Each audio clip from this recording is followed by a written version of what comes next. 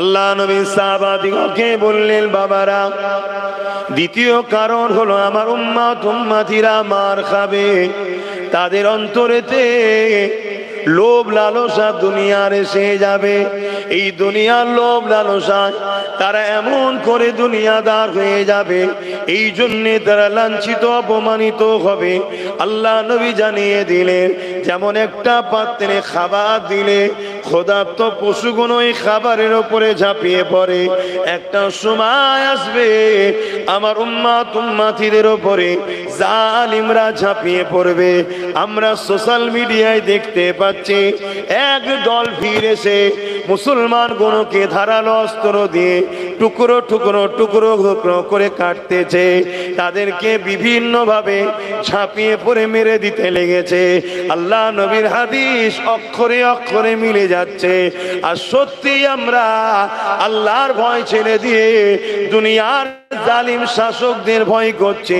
কেউ জালিম কেন্দ্র সরকারকে ভয় করে, কেউ আবার এই সরকারকে ভয় করে। সবাই দুনিয়ার জালিমদের ভয় শুরু করেছে, কিন্তু আল্লাহকে ভয় করা বন্ধ করে দিয়েছে। দ্বিতীয় নম্বর হলো আমরা দুনিয়াদার লোভ লালসায় পড়ে গেছে। এই লোভ লালসায় পড়ে যাওয়ার জন্য আজকে ক্ষুধার্ত পশুর মতো আমাদের ওপরে ভিড় ঝাঁপিয়ে পড়ছে। নবীর কথা মিলছে না মেলে না? এটা একই না, বলেন না? তাহলে এ থেকে উপায় কি? এ থেকে পরিত্রাণটা কি? এ থেকে পরিত্রাণ ওই একটাই, যে কারণে মার খাচ্ছ কারণ ছাড়তে হবে। ভয় কাউকে করলে হবে না। ও কেন্দ্র সরকার মুদি আছে তো কি হয়েছে? মানুষ তো নাকি সারা জীবন বেঁচে থাকবে, একবার মরণ আছে না? নাই? তারও দুটো হাত, তোমারও দুটো হাত। সে নয় ক্ষমতার আসনে বসে আছে, মানুষ তো। তুমি যখন অন্যায় করো না তো ভয় করবে কেন? তাহলে ভয় একমাত্র আল্লাহকে করতে।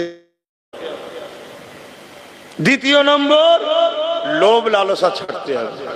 আর লোভ লালসার কথা বললে বাপ, আমরা মোল্লা মলি সাহেবরাই তো এখন নম্বর 1-এ চলে গেছি লোভ লালসায়। অনেকে আমার অজে আবার কষ্ট পায়, কিন্তু সবাই নয়। আব্বাস খারাপ বলে সবাই কি খারাপ?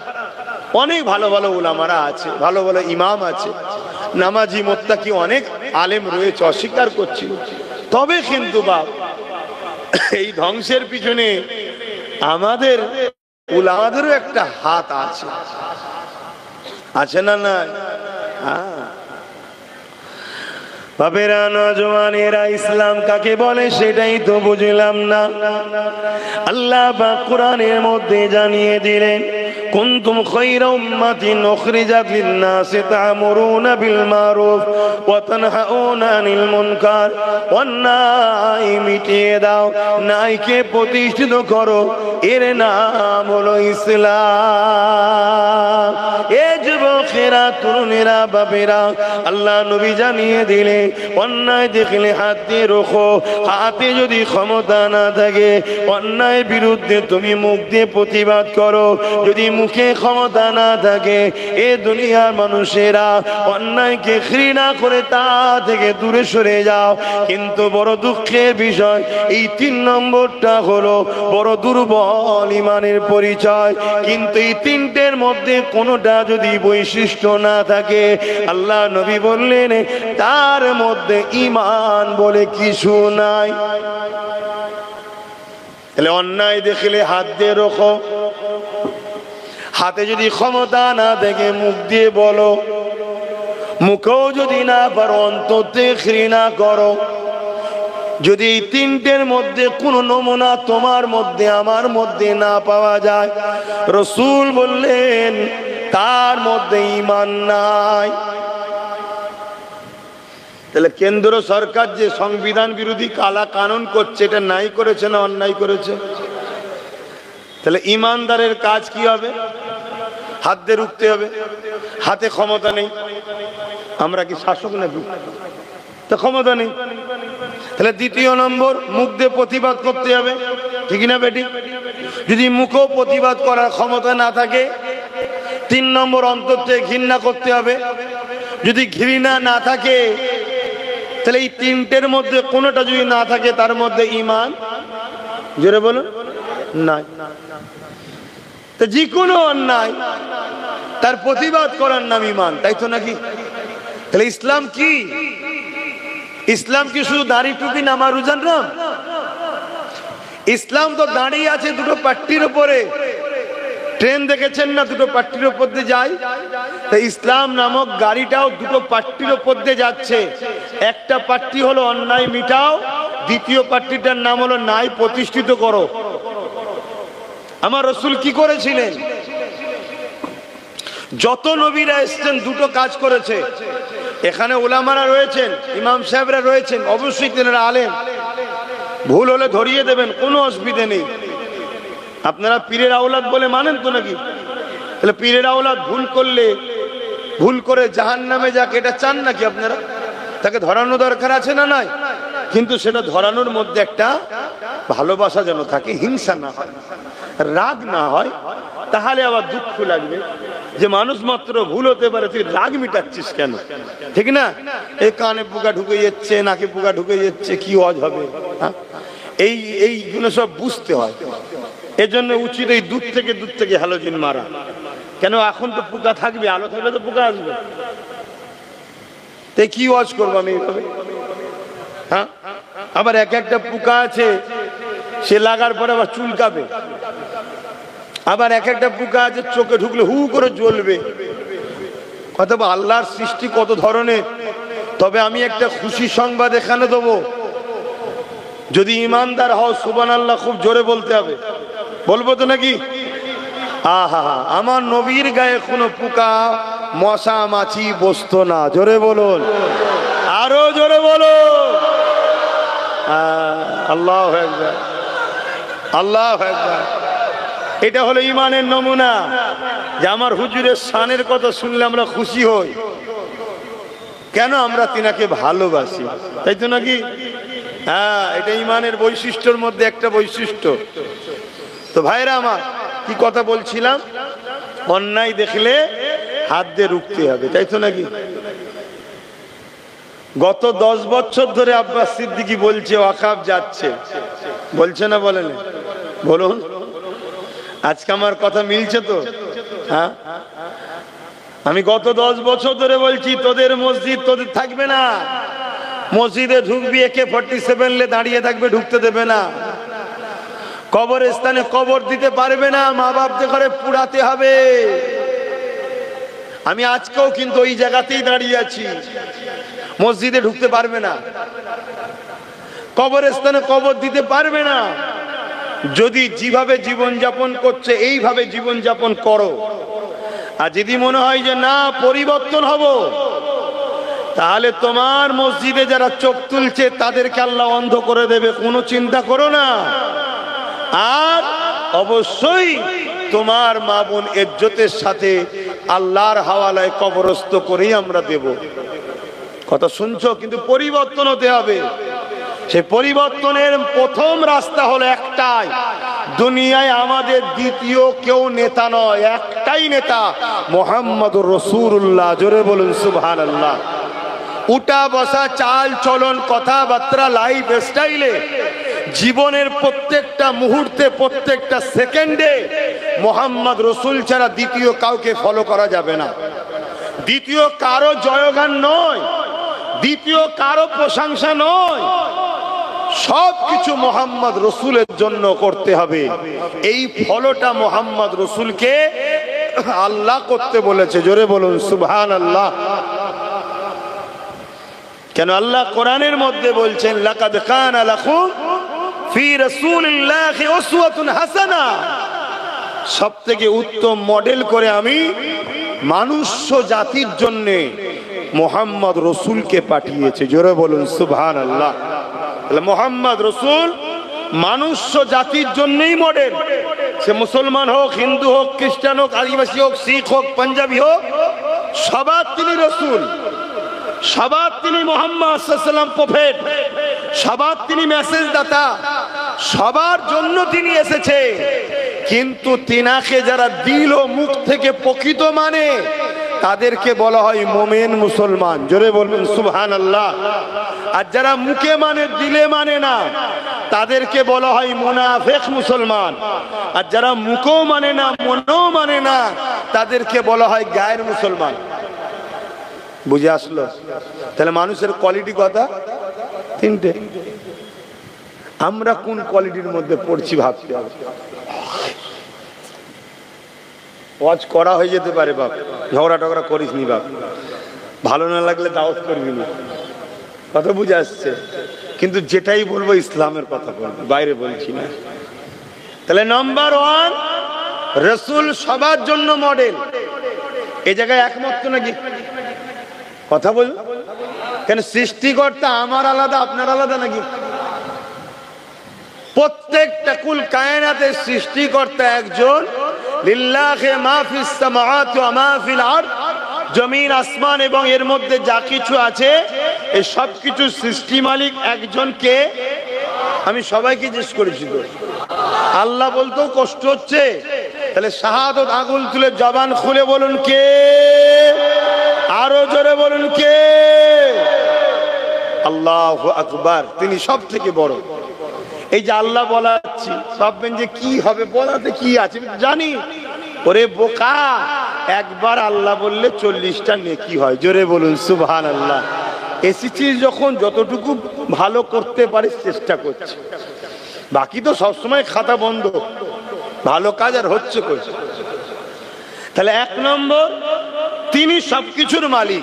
তিনি আমার রাসূলকে আমাদের জন্য মডেল করে পাঠালেন। সবাইকে মডেল, সবার জন্য। যারা মুখ ও দিল থেকে মানে তাদেরকে বলা হয় মুমিন মুসলমান। তারা বেহিসাব এবং হিসাব দিয়ে ভুল যদি হয়েও যায় আল্লাহর জান্নাতে যাবে। জোরে বলুন সুবহানাল্লাহ। 2 নম্বর হলো মুখে মানে যে নবী মানি, দিল থেকে মানে না। কেন মানি? মুখে বলে, মুসলমানদের মধ্যে ঢুকে আস্তে আস্তে মুসলমানদের মধ্যে হাজারো দল তৈরি করতে হবে। টুকরো টুকরো টুকরো টুকরো করে দাও মুসলমানকে, এক কাট্টার না হয়ে থাকে। এ গ্রুপ সে গ্রুপ, ওই গ্রুপ, এর লোক ওর লোক, সে তার লোক, হয় না? হয় না? এটা হলো মুনাফিকদের ঘরে ঢুকানো হয়, যাতে গ্রুপ তৈরি কর, একসাথে না হয়ে যায়। কেন? একসাথে হয়ে গেলে 313 জনে যদি এই জোর হয়, খাজা মঈনুদ্দিন আজমিরি একা যদি এই জোর হয়, তাহলে এ বেটাগুলো যদি এক হয়ে যায় তাহলে তো রুখবো কি করে? কথা বুঝছেন তো নাকি? এর জন্য ঢুকানো হয়। তারা মুখে বলে নবী মানি, দিলে মানে না। চিনবেন কি করে? চিনার নমুনা হলো এটা। নামাজ, রোজা, দাড়ি, টুপি, হজ, যাকাত, দান, খায়রাত সব বিষয় করে, সব বিষয়ে আলোচনাও করে। নবীর শান, মর্যাদা, আদব করে না, আর আলোচনা করতেও চাই না। ওলি আউলিয়া যারা নবীর সঙ্গে জোরে, নবীর আশিক যারা, তাদের আলোচনা করে না আর তাদেরকে ভালোবাসতে চায়ও না। এটা হলো মুনাফিক মুসলমানদের একটা বড় নমুনা বলে যাচ্ছে। কথা মাথায় থাকবে। আল্লাহ নবী বলেছেন মুনাফিকের আরেকটা নমুনা হলো যারা, আমার নবী বলছেন আমার খানদানের সমালোচনা করে, তারা হলো মুনাফিক। আর মুমিনের বৈশিষ্ট্য হলো, রাসূল বলছেন যারা আমার খানদানের সমালোচনা বলুন করবে না। হ্যাঁ, মুনাফিকের আরো নমুনা আছে। মুখে এক, অন্তরে এক, কথা বলে, মিথ্যা বলে, ওয়াদা খিলাফ করে, এগুলো সব নমুনা। তো সেই জায়গাতে আমার সমস্যা হচ্ছে, পোকা ঢুকে পড়ছে। আর বদমাইশ গুলো ঢুকার জায়গাও খুঁজে পাই। কানে ঢুকছে, নাকে ঢুকছে, মুখে ঢুকছে। কি বদমাইশ হয়ে গেছে। হ্যাঁ, পাখার জন্য ছিটকে চলে এসছে নাকি বলেন? এ বাবু শোনো শোনো, সময় কম, এক এসেছি একটু বলতে, আমি বলার জন্যই এসি। শোনো শোনো, তাহলে 2 নম্বর মুনাফিক মুসলমান। 3 নম্বর হলো যারা মুখেও মানে না, দিল থেকেও মানে না, তাদেরকে বলা হয় কি? গায়ের মুসলমান। কথা বুঝে আসছে? কিন্তু রাসূল মডেল সবার। তা আমরা মুমিন মুসলমান যদি হতে চাই তাহলে মুখ থেকেও মানতে হবে, দিল থেকেও মানতে হবে। মানেন তো নাকি? জোরে বলুন আলহামদুলিল্লাহ। তাহলে আমাদের ঘরে সর্বক্ষেত্রে আমার রাসূলুল্লাহকে মডেল হিসাবে মানতে হবে। এ যুবকেরা, তরুণেরা, প্রেমিকেরা, অর্জন করে ধর্মনীতি আমার রাসূলুল্লাহকে ফলো করে করতে হবে। নবী কিভাবে নামাজ পড়েছে আমাদের পড়তে হবে, নবী কিভাবে রোজা রেখেছে আমাদের রাখতে হবে, নবী কিভাবে হজ করেছে আমাদের ওইভাবে করতে হবে, নবী যেভাবে দান খায়রাত করেছে ওইভাবে করতে হবে, নবী যেভাবে যাকাত দিতে বলেছে ওইভাবে দিতে হবে। এক কথায় ধর্মনীতিতে আমার রাসূলুল্লাহকে ফলো করতে হবে। কিন্তু আমি জানতে চাই, মুমিন মুসলমান তো সে হবে যে নবীকে সর্বক্ষেত্রে স্মরণ করবে। তাহলে ধর্মনীতিতে নবীকে নেব, সমাজনীতিতে নবীকে নেব না নেব না? কথা বলে। কিন্তু আমরা কোথায় নিয়েছি? এবারে তো আসামি ধরা পড়বে। আমরা মসজিদে নবীকে রেখেছি, মাদ্রাসায় নবীকে রেখেছি, জলসা মাহফিলে নবীকে রেখেছি, আমাদের সমাজ নীতিতে নবীকে রাখেনি, আমাদের প্রতিবেশ নীতিতে নবীকে রাখেনি। কিন্তু আমার রাসূলুল্লাহকে সর্বক্ষেত্রে রাখতে হবে। সমাজ নীতিতে নবীকে রাখতে হবে, প্রতিবেশী নীতিতে নবীকে রাখতে হবে, সংসার নীতিতে নবীকে রাখতে হবে, অর্থনীতিতে নবীকে রাখতে হবে। এ যুবকেরা, আপনারা বুঝতে পারছেন তো নাকি? সব ক্ষেত্রে মডেল হলো রাসূল। রাসূল ছাড়া অন্য কাউকে মডেল বানানো বা ফলো করা হলো হারাম। শুনছেন?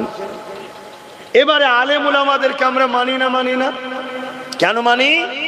আলেমরা নবীর কথা বলে তাই মানি, সম্মান করি, পিয়ার করি।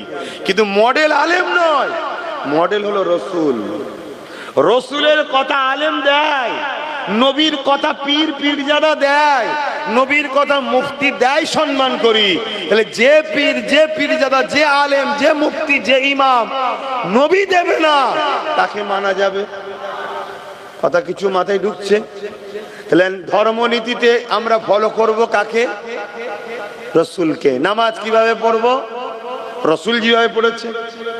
রোজা কিভাবে রাখবো? রাসূল যেভাবে করেছে। হজ কিভাবে করব? রাসূল যেভাবে করেছে। তাই তো নাকি? ধর্মনীতিতে রাসূল, অন্য কারো কথা চলবে? সমাজনীতি থেকে বলুন, কিভাবে পাড়া প্রতিবেশীর সঙ্গে মিলবো, অমুসলিমের সঙ্গে কিভাবে উঠা বসা করবো, প্রতিবেশী আমার, কাকে ফলো করব? জোরে বলুন। ফলো করি আমরা। তাহলে বিপদের কারণ কায়? আমরা নয়? সংসার নীতিতে স্বামী স্ত্রী কিভাবে চলতে হবে, সন্তান কিভাবে লালন পালন করতে হবে, সংসার কিভাবে করতে হবে, এখানে ফলো কাকে করতে হবে? রাসূলকে, অর্থাৎ নবী কিভাবে সংসার করেছে, কিভাবে জীবন যাপন করেছে, সন্তান কিভাবে লালন পালন করেছে, ওইভাবে আমাদেরকে ফলো করতে হবে। কিন্তু আমরা সংসার জীবনে রাসূলকে রেখেছি, এজন্য বেটা বাপকে সম্মান করে না।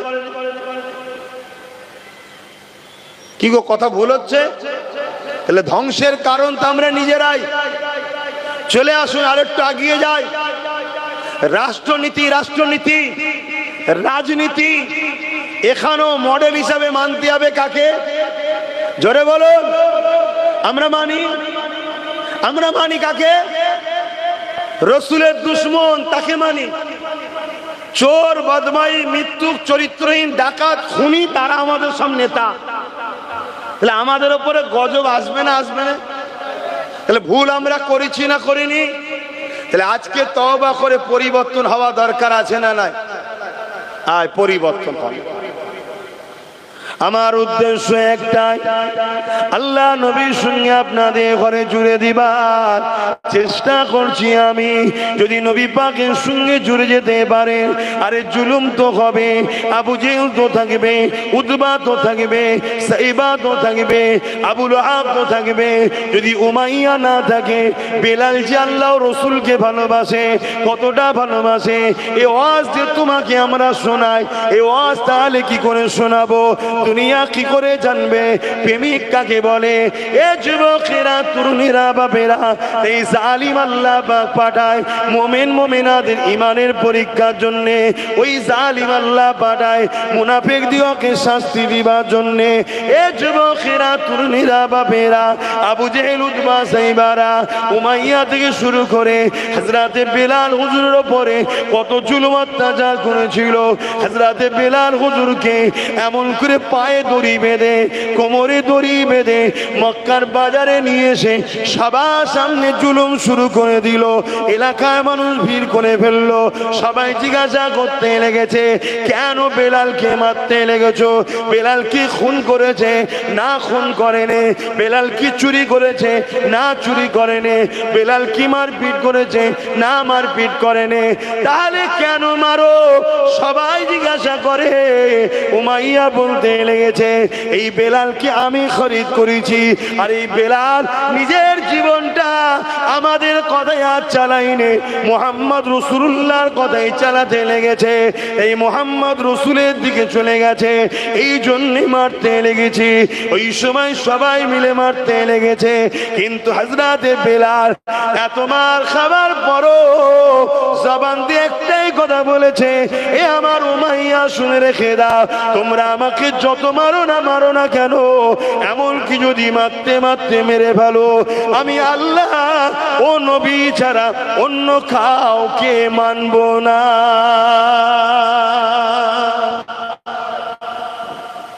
আর আজকে আমাদের ঈমান কোথায় বলো? আমাদের ঈমান কোথায়? 1000টা টাকার জন্য নিজের পর্দার মেয়েকে বাইরে বার করে দিচ্ছি, লাইন দিতে যা, ভাড়া লিয়ায়, এবার ভাতা লিয়ায়, নাউজুবিল্লাহ, ভাতা লিয়ায়। পাঠাচ্ছে না পাঠায়নি? মুসলমানের ঘরে, বেটিদের ঘরে বাইরে বার করেছি না করিনি? আরে ইসলামের দুশ্মন তো চাইবে মুসলমানের পর্দাকে তুলে দাও। পর্দা যদি মুসলিম বেটিরা করে, আল্লাহর সাহায্য মুসলিম বেটিরা পাবে। এদেরকে কেউ চরিত্র হরণ করে নষ্ট করতে পারবে না। শুনছেন তো নাকি? হযরতে ইসমাইল আলাইহিস সালামের আম্মাজান, হযরতে আম্মাজান হাজেরা ছোট্টবেলা থেকে নিজেকে গোপন করেছিলেন। বাপ ছাড়া তখনও বেগানা পুরুষ তাকে দেখেনি। যখন জালিম বাদশা তিনাকে পার্সোনাল কামরায় নিয়ে গিয়ে জোর করে তিনার ইজ্জত লুণ্ঠন করতে গিয়েছিলেন, শুনেছেন তো?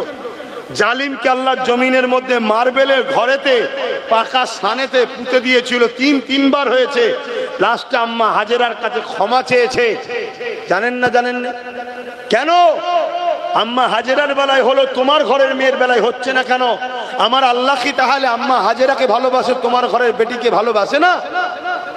না, আমার আল্লাহ তখন শক্তিশালী ছিল, এখন দুর্বল হয়ে গেছে। নাউজুবিল্লাহ মিন জালিক।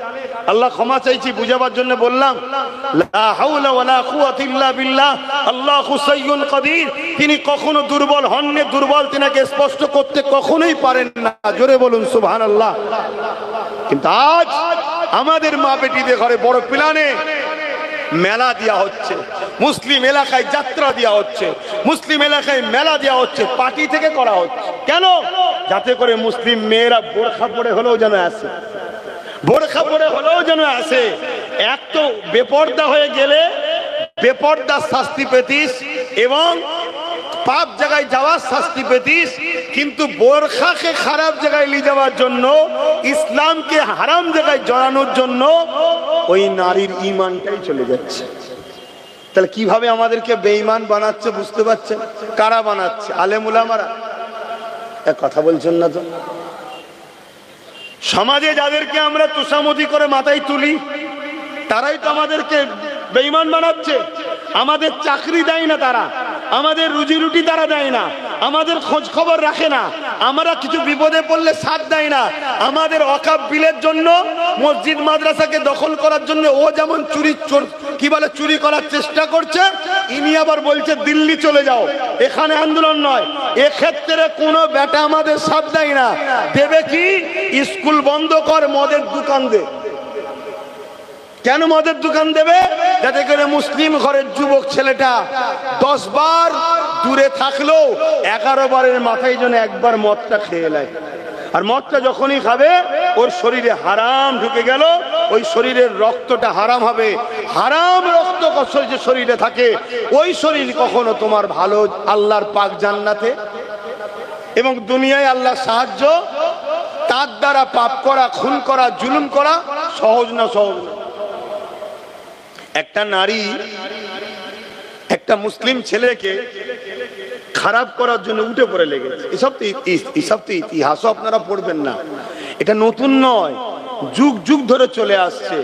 মুসলিমদের ঘরে পাপ রাস্তায় নামাও, কেন পাপ রাস্তায় না নামলে এরা আল্লাহ সাহায্য পাবে।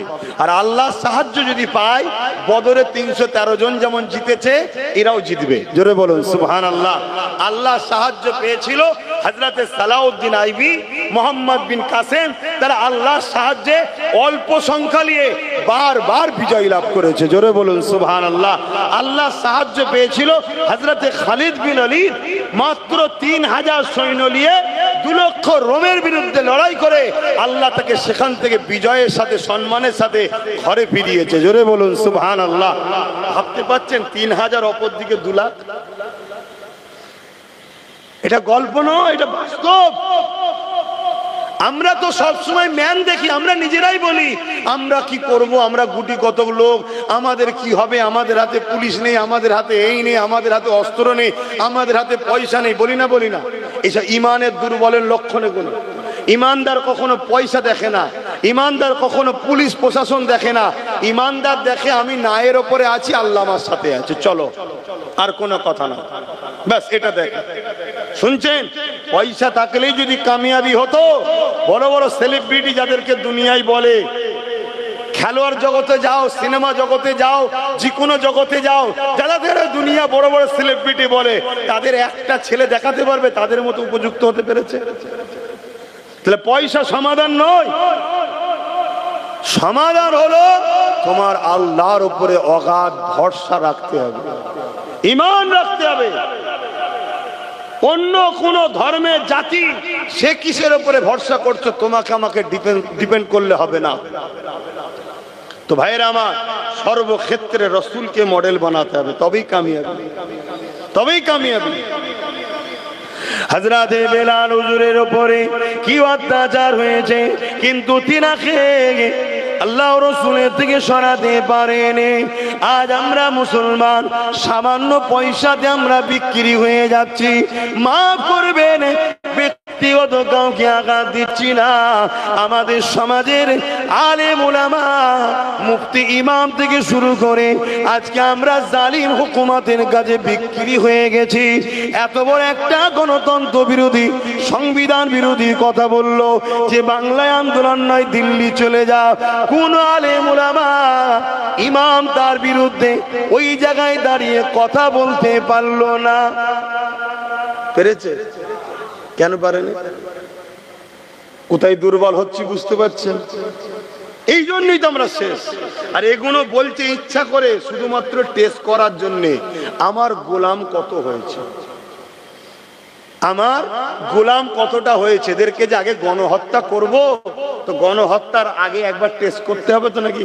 হ্যাঁ, আমি বলে যাচ্ছি আপনাদেরকে, গণহত্যার প্ল্যান হচ্ছে, ওপেন বলে যাচ্ছি। আপনারা ঘুমান, ঘুমান, কিন্তু আপনারা তো মরবেন, মরবেন। আপনাদের ঘরে এই বাচ্চা কোনো জন্ম হওয়াটা আপনাদের কারণে এরাও মরবে। যেমন গত পরশুদিন দেখছিলাম 4 বছরে একটা বাচ্চা মেয়েকে 40 বছরের লোক রেপ করেছে। তার প্রচার প্রসার কোন মিডিয়াতে দেখতে পাচ্ছেন? কেন দেখতে পান না? 4 বছরের বাচ্চাটা হলো মুসলিম, আর যে রেপ করেছে সে অমুসলিম, তাই প্রচার হয়নি। অর্থাৎ তাদের ধারণা এটা ঠিক করেছে, অসুবিধে কিছু নেই, মুসলিম মেয়ে তো তার মানে কি ইসলামকে কতটা ঘৃণা করে দেখুন, এরা কতটা জাহিলিয়াতের দিকে চলে গেছে যে একটা 4 বছরের বাচ্চা মেয়ের মধ্যে ও ধর্ম দেখছে। যেমন 7 বছরের কাশ্মীরের আসিফা 13 দিন ধরে মন্দিরের মধ্যে রেপ হলো, যারা রেপ করলো পরবর্তীতে বিজেপির লোকেরা, কেন্দ্রের লোক যারা, তারা কি হচ্ছে তাকে ফুলের মালা দিয়ে সংবর্ধনা দিচ্ছে। তার মানে কি তুই 7 বছরের মেয়েকে রেপ করেছিস, ঠিক করেছিস, কেন মুসলমান? আর তাদের পিছনে আমার কম ছুটে বেড়ায়, তাদেরকে আমার কম সাপোর্ট করে, তাদেরকে নিয়ে আমার কম মাথায় তুলে হই হই করে। তাহলে এ জাতি ধ্বংস হবে না তো হবে কারা বাপ? এদের মসজিদ ভাঙবে না তো কাদের ভাঙবে বাপ? আমার অজে কি অসুবিধা হচ্ছে? যদি অসুবিধে না হয় তাহলে এইভাবে আর থেকো না, এরকম হও, এক মুঠো হও। আর এক মুঠো হবে নেতৃত্ব তার মানবে যে তোমাকে রসুলের সঙ্গে জুড়তে চাইবে। যে রসুলের সঙ্গে জুড়তে চাই না তার নেতৃত্ব তুমি মেনো না। এবং এটাও শুনে রেখে দাও, রসুল পাক সাল্লাল্লাহু আলাইহি ওয়াসাল্লাম বলেছেন তোমরা কুরাইশের নেতৃত্ব মানবে। কার? কুরাইশের। এটাও শুনে রাখো। দাড়িওয়ালা টুপিওয়ালার অভাব নেই বাপ, মুফতি মাওলানার অভাব নেই, বক্তার অভাব নেই, কিন্তু মনে রাখবেন এজিদের দিকে 13,000 মুফতি মাওলানা আলেম ছিল। মাথায় ঢুকছে? এজিদের দিকে ছিল, আর ইমাম পাক মাত্র 72 জন ছিল।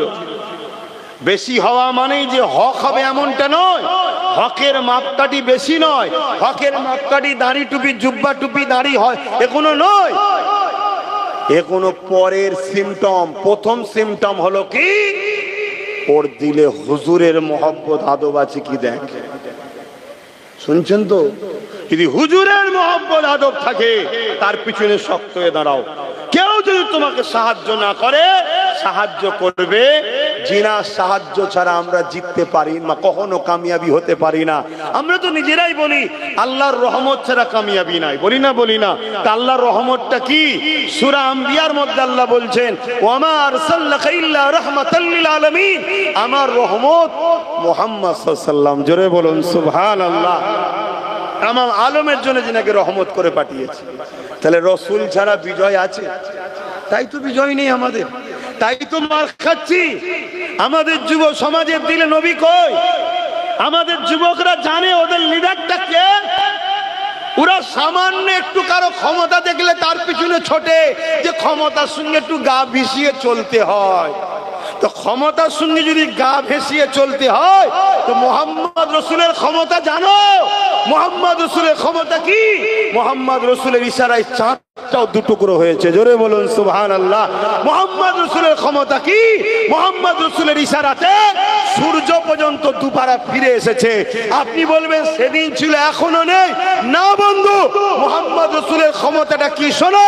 তার একটা জুতোর পায়ে, তিনার জুতোর পায়ে ধুলোরও উপযুক্ত আব্বাস সিদ্দিকী নয়, কিন্তু মুহাম্মদ রসুলের পক্ষে থাকার জন্য যখন ব্রিগেডে উঠছিলাম যে ইতিহাস লোক দেখেছিল, আজ পর্যন্ত ইতিহাস ব্রিগেডের কখনো কেউ দেখেনি।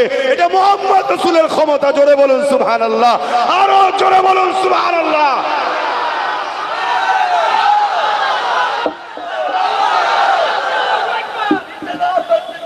মুহাম্মদ রসুলের ক্ষমতা জানো নাকি? মুহাম্মদ রসুলের একটা গোলাম, একটা গোলাম এই বাংলায় কি কেন্দ্রকে রাজ্য উভয় সরকারের ঘুমকে হারাম করে দিয়েছে, নাম তার নওশাদ সিদ্দিকী। একটা গোলাম। শুনছেন তো নাকি? কষ্ট হলো নাকি কথা শুনে? আরে বাস্তব কথাটা শোনো। তুমি কার জন্য ছুটছো? তুমি কোন মুসলমানকে কম্পেয়ার করছো? হ্যাঁ, হজ হাউসের মধ্যে মদের বোতল পাওয়া যাচ্ছে, যেখানে মদ থাকে সেখানে নারী জাইনের কি মানে আছে? সেখানে তুমি এহরাম বেঁধে হজ করতে যাচ্ছ? তাহলে তোমার হজটাকে, এত পবিত্রতা জিনিসটাকে রাজ্য সরকার কিভাবে তুচ্ছ করছে বুঝতে পারছো না? কথা মাথায় ঢুকছে?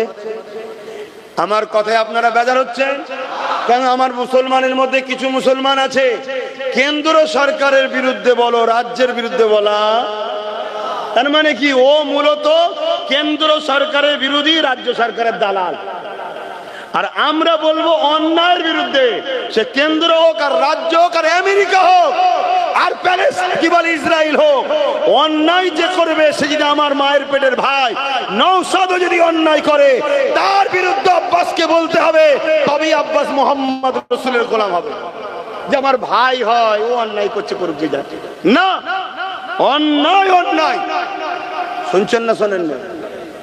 তো ভাইরা আমার, এখনো সময় আছে, আমি আবার বলছি এখনো সময় আছে, পরিবর্তন হন, এখন অ্যাক্টিভ হন, একটাই কথা বলুন, আমরা কারো পক্ষে নয় কারো বিরুদ্ধে নয়, যে আমাদের ভাগিদারি দেবে আমরা তার সাথে আছি। ভাগিদারি ভাড়া নয়, ভাতা নয়, দালালি নয়, পাওনার হিস্সা। শুনছেন তো নাকি? আমার কথায় কষ্ট পেয়েছেন? এই মসজিদকে যদি বাঁচাতে চান, এই মাদ্রাসাকে যদি বাঁচাতে চান, কবরস্থানকে যদি বাঁচাতে চান, আল্লাহ দ্বীনকে যদি মাথা তুলে পালন করতে চান, যারা বাধা হয়ে দাঁড়িয়েছে মসজিদের বিরুদ্ধে, মাদ্রাসার বিরুদ্ধে, কবরস্থানের বিরুদ্ধে, আল্লাহ দ্বীনের বিরুদ্ধে, এই যুবকেরা 10 দিন 12 দিন ধরে রাস্তা আটকে বিভিন্ন ধর্মের মানুষেরা ধর্মীয় কাজ করছে। হ্যাঁ, দেশ সবাই করবে, তার বেলায় কোনো আপত্তি নাই। 5 মিনিটের নামাজের জন্য রাস্তার উপরে দাঁড়ালে যারা ফাইন করবে বলছে, এই ক্ষমতা তারা কোথা থেকে পেল? জলসা করতে গেলে বলছে পারমিশন দেব না, জলসা করতে দেব না, দিনের আলোচনা করতে দেব না। এই প্রশাসন এই কথাটা বলছে, এই ক্ষমতাটা পেল কোথা থেকে? তোমাকে আমাকে ভাবতে হবে, এই পাওয়ারটার নাম হলো রাজ পাওয়ার। তাদের কাছে রাজ পাওয়ার আছে, এই ক্ষমতা দিয়ে আমার মসজিদের বিরুদ্ধে আইন করেছে, রাজ পাওয়ার আছে কবরস্থানের বিরুদ্ধে আইন করেছে, রাজ পাওয়ার আছে, তাই তারা এমন করে মাদ্রাসাকে মিটাতে চাইছে। আজকে সুপ্রিম কোর্টে কেস চলছে, তাই তো নাকি? আবার এই কেস নিয়েও কত নাটক হচ্ছে জানেন? আমি হাসবো না কাঁদবো? কিছু লোক দেখি খালি খামাকায় সুপ্রিম কোর্টে ঘুরতে যাচ্ছে, যে ফটো তুলে ছেড়ে বলছে কেস করে দিয়েছে, মানে সমাজের কাছে আমি হুজুর হব, নেতা হব। শুনছেন তো নাকি? অথচ নেটে সার্চ করো, ওয়েবসাইট আছে, সুপ্রিম কোর্ট ওয়েবসাইট আছে, ওয়েবসাইটে সার্চ করো, তাদের নাম নেই। তাহলে এটা 2 নম্বরই তো। এইভাবে যদি আমার কওমের মাথায় বসে মোল্লা মৌলী সাহেবদের একটা অংশ 2 নম্বরই করে, তাহলে এই জাতি ধ্বংস তো হবে ভাব। আর তাদের ঘরে যদি আমরা আপন মনে করিলি, বিপদ আছে না? খুব ভালো তাহলে শোনে, তাহলে কেসটা চলছে সুপ্রিম কোর্টে, তাই তো নাকি? কিন্তু উত্তরপ্রদেশে অলরেডি মসজিদ, মাদ্রাসা, কবরস্থান বোল্ডুজার দিয়ে সব ভেঙে শেষ করে দেওয়া হচ্ছে। তা সুপ্রিম কোর্ট মানছে? মানছে? তাহলে কোন পাওয়ারে মানে না? জোরে বলেন, জোরে বলেন। ও ভালো বোঝো, আছে তোমাদের রাজ পাওয়ার? বলো, তোমাদের রাজ পাওয়ার আছে? আর কেউ যদি বলে কেন নেই, কে বলেছে? আমাদের তো দিদি আছে। কে বলেছে? মমতা তোমাদের? মমতা যদি তোমাদের হয়, তাহলে যখন আমার রাসূলুল্লাহর বিরুদ্ধে কথা হলো এই বাংলায় আন্দোলন করার সময় কেন বলেছিল দিল্লি চলে যাও? বলেছিল না? বলেন। মমতা যদি তোমাদের হয়, তাহলে ওয়াকফ আন্দোলন এই রাজ্যে হবে বিজেপির বিরুদ্ধে আন্দোলন, তাই তো নাকি? ওয়াকফটা তো বিজেপি আইন করেছে, ওর বিরুদ্ধে আন্দোলন। তুমি যদি সত্যি বিজেপির বিরোধী হও, তোমার তো উচিত এদের সাথ দেওয়া, এরা আরো বেশি করে বিরোধী করো, তোমারই তো ফায়দা হবে। না না, আমিও তো চাই মসজিদ মাদ্রাসা শেষ হোক। কেন? বিজেপিও যার ইশারায় চলে, আমিও তার ইশারায় চলি। আমাদের মেন অফিস হলো নাগপুরে। বুঝছো না? বুঝুনি? এবারে যদি কোনো বন্ধুর আমার কথায় সমস্যা হয়, আমি তাকে ঠান্ডা মাথায় বলবো একটু মন দিয়ে শোনো, শোনার পরে যদি মনে হয় লিবার নেবে না বাদ দেবে। আচ্ছা, বিজেপি ওয়াকফ কালা কানুনে কি কি আইন করেছে জানেন আপনারা? হ্যাঁ, সব বলার তো সময় নেই এখন, একটা শুধু বলছি। তার মধ্যে একটা আইন করেছে যে ওয়াকফ কমিটির মধ্যে, বোর্ডের মধ্যে অমুসলিমকে রাখতে হবে। তা আমার মসজিদ কমিটি, মাদ্রাসা কমিটি, কবরস্থান কমিটি, ধর্মীয় কমিটিতে অমুসলিম থেকে কি করবে? এটা হলো বিজেপি করতে চাইছে, কেন্দ্র সরকার এটা করতে চাইছে। কথা মাথায় ঢুকছে? এটা ঠিক করছে না অন্যায় করছে? এর বিরুদ্ধে লড়াই দরকার আছে না নাই? লড়াই হচ্ছে, প্রতিবাদ হচ্ছে, সুপ্রিম কোর্টে কেসও হচ্ছে। এমনকি গর্বের সাথে বলছি নওশাদ সিদ্দিকও কেস করেছে, কেস চলছে। আজকে আবার একটা শুনানি ছিল, কিন্তু তিনি জজ সাহেব রায় দিয়েছে 15 তারিখ আবার শুনানি হবে। কেন 13 তারিখে জজ সাহেবের রিটার্ন আছে। আমি কিন্তু ভয় খাচ্ছিলাম, রিটার্ন যখন আছে ঘাবড়ে না যায়।